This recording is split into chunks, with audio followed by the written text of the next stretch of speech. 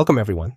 Today's lecture is about the new frontiers and regulation in medical AI, and it brings together two themes that increasingly define how artificial intelligence actually reaches patients.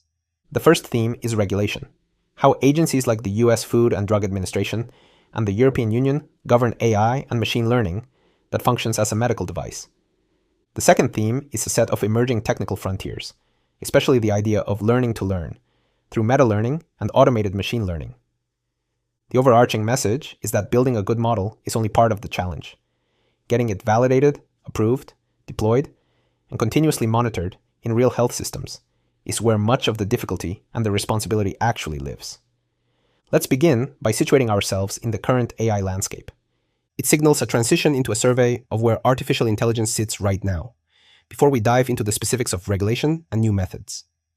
The purpose here is to zoom out and remind ourselves that AI is no longer a research curiosity.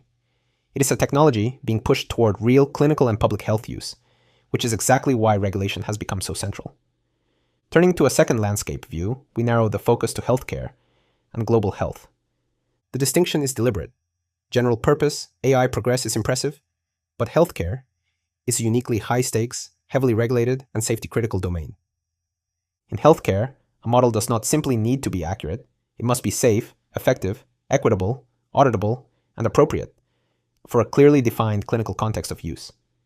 That combination of requirements is what motivates the regulatory frameworks we will examine in the coming slides.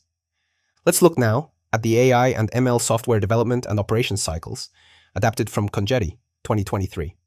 Here we present three interlocking rings that together describe the full life cycle of a medical AI product. The first ring, labeled AI, covers the algorithm and data science work, AI algorithm development, verification of algorithm performance, delivery for software integration, fairness and bias mitigation, transparency and explainability, privacy and data protection, data quality and governance, ethical considerations, dataset curation, algorithm requirements, and annotations with quality assurance. Notice how many of these items are not about accuracy at all. They are about trust, fairness, privacy, and governance. The second ring, labeled Dev, covers the medical device engineering discipline, clinical concept, stakeholder requirements, strategy and roadmaps, quality management, risk management, human factors engineering, regulatory compliance, regulatory clearance, change management, standalone testing, software development, software requirements, and clinical performance assessment. This is essentially the world of design controls and quality management systems that any medical device must satisfy. The third ring, labeled Ops, covers deployment and operations, marketing, sales, deployment, user training and support, system monitoring and incident response, entitlement configuration, workflow integration, customer support, interoperability and integration, contractual obligations, performance monitoring, and the post-market activities. Two abbreviations are defined at the bottom left. PMS stands for post-market surveillance, and PMCF stands for post-market clinical follow-up. The key takeaway is that AI development, medical device engineering, and operations are not sequential silos. They form a continuous, cyclical process, which is exactly the philosophy the FDA calls the total product lifecycle. Now let's turn to the regulatory framework itself, beginning with the FDA. Here we see the FDA's AI and ML regulatory framework, built around the concept of the total product lifecycle, or TPLC, for software as a medical device. Software as a medical device, often abbreviated SAMD, refers to software intended to perform a medical function, without being part of a hardware medical device. At the center of the diagram sits the goal, software that is safe and effective, framed explicitly around the total product lifecycle for medical device software. Around the center are the core assurances the framework demands. The software results in well-characterized software. It confirms the context of use. It ensures timely resolution of issues. It meets user needs identified through real-world use, and it is the right fit for its intended purpose. The outer ring lists the ongoing lifecycle signals the FDA expects a manufacturer to monitor: data quality, defects, device activations, and user adherence, security, services, rollbacks, releases, regression testing, complaints, and more. The essential idea is that for adaptive AI, regulation cannot be a one-time gate at approval. Because these systems can change, and their real-world performance can drift, oversight must continue across the entire product lifecycle. This is why real-world performance monitoring and the culture of continuous quality are baked directly into the framework. Now we zoom into the FDA's pre-cert, or pre-certification, model within that total product lifecycle.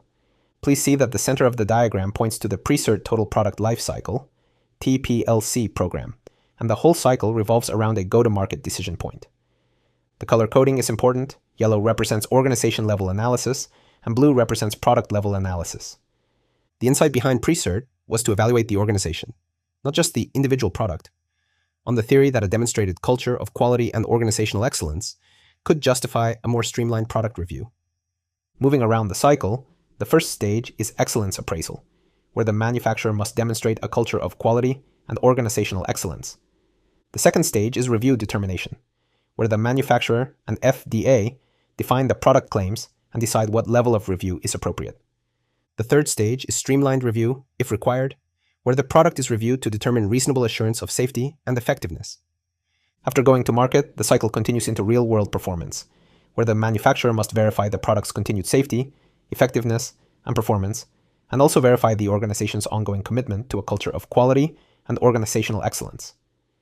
The reason organization-level and product-level analyses interleave is precisely to enable faster iteration for trusted organizations while still holding the product accountable through real-world evidence. Next, we trace the FDA's pre-cert pilot program progression over time, attributed to FDA 2024.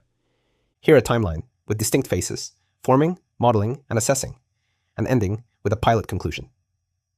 Before 2017, in the idea phase, the initial vision was to explore how pre-certification could create value with a lens toward patient safety and digital health innovation. In 2017, the concept phase, the FDA collected initial insights from stakeholders and selected 9 pilot participant companies to help inform development. In 2018, the research phase, the FDA published working model version 0.1 for public input and iterated the working model with public feedback. In 2019, still building, the FDA iterated and published working model version 1.0 along with a test plan and expanded stakeholder test cases to help test for a reasonable assurance of safety and effectiveness. In 2020, the focus moved to integrating program workstreams, iterating toward a total product lifecycle approach, and focusing on objective measures. In 2021, the emphasis was on identifying infrastructure needs and plans for statutory authority. The 2022 plus next steps involve promulgating lessons from the program and the case for tailored TPLC approaches, and leveraging pilot testing to support efforts that advance regulatory innovation. The crucial lesson here, and the reason the slide marks an end to the first step, is that the pre-cert pilot ultimately concluded that the FDA lacked the statutory authority to implement the full organization-based model under existing law. The ambition was sound, but the legal framework was not yet in place. Broadening our view, we now have an AI and ML regulatory guidance timeline, attributed to Daura 2024, and it explicitly interleaves FDA milestones with European Union milestones, marked with the FDA and CE symbols. Let's walk through it chronologically, alternating between the two regulators. In April 2019, the FDA released its first discussion paper, proposing a regulatory framework for AI and ML-based SAMD. In February 2019, the FDA held a public workshop on the evolving role of AI in radiological imaging. In September 2020, the EU published COCIR guidance on AI in medical device legislation. In January 2021, the FDA released its AI and ML action plan. In April 2021, the EU issued its first draft of harmonized rules on AI in medical devices. Also around this period, the FDA published an action plan update on AI and ML for SAMD. In September 2021, further harmonization work continued on the EU side. In August 2022, the EU articulated its medical device regulation, or MDR, approval approach for AI and ML-based SAMD. In October 2022, the FDA released its list of cleared AI and ML-enabled medical devices. In April 2023, the FDA issued draft guidance on the Predetermined Change Control Plan for AI and ML-enabled SAMD, which is a pivotal document we will return to. In June 2023, the EU published its AI Act as the first broad regulation on AI. In January 2024, the EU CE finalized draft harmonized rules on AI in medical devices, and the FDA published a paper on AI and ML in SAMD. In March 2024, the EU medtech industry released its perspective on the final AI Act. The single most important regulatory concept on this timeline is the Predetermined Change Control Plan, because it directly addresses the central puzzle of adaptive AI. How can a model that is designed to change over time remain safely regulated without requiring a brand new submission for every update? Here, that same regulatory guidance timeline appears as a detailed reference table, pairing each date with the specific event and its source link. This table gives you a curated, citable trail of primary source documents. The entries span the April 2019 FDA first discussion paper on modifications to AI and ML-based software as a medical device, the February 2019 FDA public workshop on the evolving role of AI in radiological imaging, the September 2020 EU-COCIR-AI in medical device legislation position paper, and the January 2021 FDA press announcement releasing the AI and ML action plan. It continues with the April 2021 EU first draft of harmonized rules, referenced through EUR Lex, the September 2021 FDA action plan materials on AI and ML SAMD, the August 2022 analysis of the EU MDR approvals approach for AI and ML-based systems, and the October 2022 FDA list of cleared AI and ML-enabled medical devices. It then lists the April 2023 draft guidance on marketing submission recommendations for a predetermined change control plan for AI and ML-enabled device software functions, the June 2023 EU draft guidance document, the January 2024 EU CE final draft harmonized rules, the March 2024 FDA guidance update on AI and ML in software as a medical device, and the March 2024 EU MedTech industry perspective on the final AI Act. The practical value of this information is as a research starting point. When you evaluate or build a medical AI product, these primary documents define the rules you must actually satisfy, and you should read them directly rather than rely on secondary summaries. Now we pivot from regulation to a technical frontier, the meta ability of learning to learn. This transition matters because one of the recurring practical challenges in medical AI is that building a well-optimized model for each new task requires substantial expertise, time, and tuning. Learning to learn refers to a family of methods that try to automate parts of that process, and it will lead us to meta-learning and automated machine learning. Let's introduce meta-learning by first drawing a clean distinction between model parameters and hyperparameters, adapted from Tayo 2019. Model parameters are shown in the small circle on the left, illustrated with the linear prediction equation, where the predicted value y hat, for example I, is the sum over j, of the input features x times the weights w. The text explains that model parameters are the values within the model that are determined using the training dataset. These are the parameters that are fitted during training, such as the weights W0, W1, W2 through Wm. Hyperparameters, shown in the large circle on the right, are a different category entirely. They include settings like n iter, test size, max depth, random state, n neighbors, alpha, c, eta, gamma, n components, metric, kernel, n folds, penalty, and CV. The text defines hyperparameters as adjustable settings that must be tuned to achieve the best possible performance of the model. The key distinction is this: parameters are learned automatically from data during training, whereas hyperparameters are chosen by the practitioner before or around training, and finding good hyperparameters is itself a difficult search problem. Meta-learning, and its practical cousin automated machine learning, aim to automate that outer search over hyperparameters and even over model choices. Here the motivation for meta-learning deepens. Standard deep neural networks are hard to optimize, and they are usually optimized for a single task, which we call narrow AI. On the left is a schematic of a neural or graphical model with the probability notation P of NU given W. On the right is a memorable image of a frustrated person with their head down on a laptop, capturing how difficult manual optimization can feel. The bottom text delivers the central point. Building optimized systems for a given task often requires expert computer science knowledge, and AutoML aims to build learning algorithms that learn which models should be used to best solve a problem. So the promise of AutoML is twofold. It lowers the expertise barrier, and it can systematically search a space of models and configurations that a human might never fully explore. In a global health context, this matters because expert machine learning talent is scarce and unevenly distributed, so automating parts of the pipeline can help teams in resource-constrained settings build competitive models.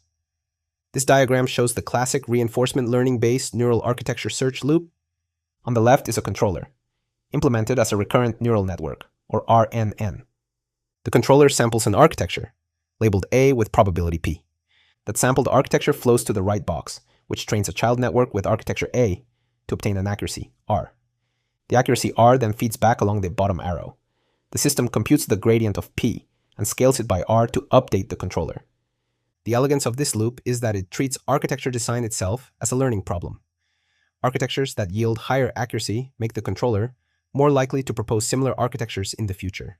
This is essentially learning to design models, rather than designing a single model by hand, and it is a foundational idea behind neural architecture search.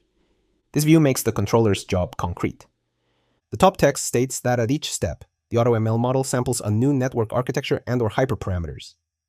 On the left is a familiar iterative data science process cycle: business understanding, data preparation, modeling, evaluation, and deployment, all revolving around the data at the center. On the right, the controller is unrolled as a recurrent network across layers n-1, layer n, and layer n+1, and at each step it emits an architectural decision. The colored output boxes show exactly what those decisions are: number of filters, filter height, filter width, stride height, stride width, another number of filters, and filter height again. In other words, the controller is generating the hyperparameters that define a convolutional layer, one decision at a time, and each decision conditions the next. This concretely illustrates how a search algorithm can construct a complete network specification token by token, much like a language model generates a sequence. Now let's look at the broader ecosystem of tools that make this practical, locally and in the cloud. The point is that AutoML is not just an academic idea. It has matured into a rich ecosystem of open source libraries and cloud services that you can actually use. These tools span both local frameworks you run on your own hardware and managed cloud offerings, and they cover everything from tabular data to specialized scientific domains. Consider a concrete, domain-relevant example that fills in that ecosystem: BioAutoMATED, published in Cell Systems, which is a first-hand look at how AutoML is built for biology. BioAutoMATED, an end-to-end automated machine learning tool for explanation and design of biological sequences, published by Valerie, Swankson, and colleagues in 2023. The workflow diagram walks left to right through a complete pipeline. It begins with data collection across biological modalities such as RNA and DNA, peptides, and glycans. It proceeds to data engineering, which includes defining inputs X and outputs Y, data cleaning and preprocessing, in silico data augmentation, and splitting data into train and test sets. The core stage is mixed model search, which orchestrates several AutoML engines, including TPOT, Deep Swarm, and AutoKeras, and performs architecture engineering, hyperparameter optimization, model evaluation, and iterative search across frameworks. The pipeline then moves to benchmarking, comparing models using metrics like area under the ROC curve and mean squared error to select the best model and assess robustness and predictions. Finally, model deployment supports downstream tasks such as interpretation, sequence design, transfer learning, and validation. The broader lesson is that automated machine learning can be specialized to biomedical problems, unifying multiple search strategies under one interface so that domain scientists, not just machine learning experts, can build and interpret strong models. Let's now situate this lecture within the full course. Looking across the table, you can see how deliberately the course was sequenced, from an introduction to AI and ML in medicine, through baseline machine learning and the Python ecosystem, neural networks, small and large computer vision models, sequence and language models, project definition, generative adversarial networks, graph neural networks, reinforcement learning, and fairness and bias, before arriving here at frontiers and regulation, and finally project finalization and final deliverables. The placement of regulation near the end is intentional. Only after you understand how these models are built can you fully appreciate what it takes to deploy them safely and responsibly in the real world. Next, we have the resources for this lecture. Under bibliography, two primary sources are given: the FD, a guidance on AI and ML as a device, and the EU MedTech AI Act. These map directly onto the two regulatory pillars we covered: the American Total Product Lifecycle and Predetermined Change Control approach on one side, and the European MDR and AI Act framework on the other. Under software, the resource listed is Google Colab at colab.research.google.com, which lets you experiment with these methods, including AutoML libraries, without configuring a local GPU environment. I encourage you to read the primary regulatory documents directly, because in this domain, the exact wording of the guidance is what ultimately governs whether a product can reach patients. Great. Now let me leave you with the core synthesis of today's session. Modern medical AI is defined not only by what a model can do, but by whether it can be trusted, approved, deployed, and monitored across its entire lifecycle. The FDA's Total Product Lifecycle approach, the pre-cert pilot and its lessons, and the Predetermined Change Control Plan all exist to solve one hard problem: safely governing algorithms that are designed to change over time. The European Union, through its medical device regulation and its risk-based AI Act, is building a parallel and increasingly harmonized framework. And on the technical frontier, meta-learning and automated machine learning are lowering the barrier to building strong models, which is especially promising for global health settings where expertise is scarce. As you continue with your projects, always ask not just whether your model is accurate, but whether it is safe, effective, equitable, well characterized for a defined context of use, and ready to be monitored in the real world. Thank you for listening, and see you next time.